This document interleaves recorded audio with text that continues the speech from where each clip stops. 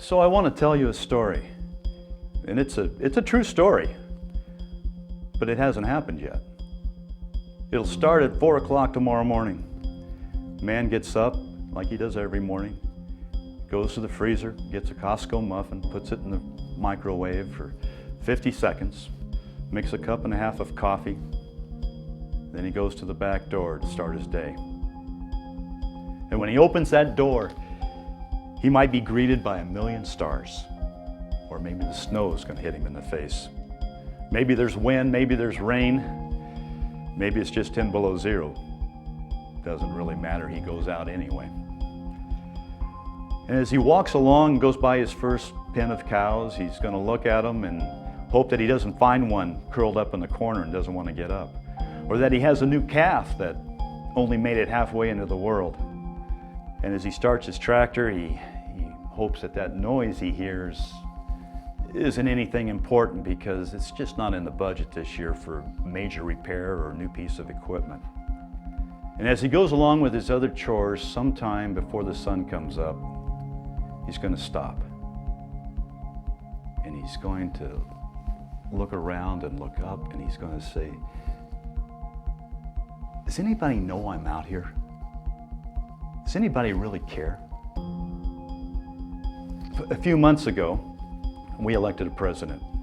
Before that, we had a 1.5 years of campaign rhetoric that they spoke about a lot of things. They talked about the Federal Reserve, they talked about banking, but never mentioned $400 billion industry of agriculture. Evidently, you need to have political value before they notice you. You know, our guy standing out there in the dawn's early light, he's just making a living. And he's doing it by doing what he loves to do and with what he knows best. And he's got people that want to sell him and trade him and use him for barter. They want to use him like he's a commodity. He's a farmer. He's a person who's invested everything he has into this farm. His finances, his family, and every fiber of his being, because that's what you have to do. We need to speak up for this guy. We need to make it clear to people that agriculture is important and relevant, not just to the state of Idaho, but to the country. The country needs a strong agricultural base. You know, I don't know the name of this guy. I really don't.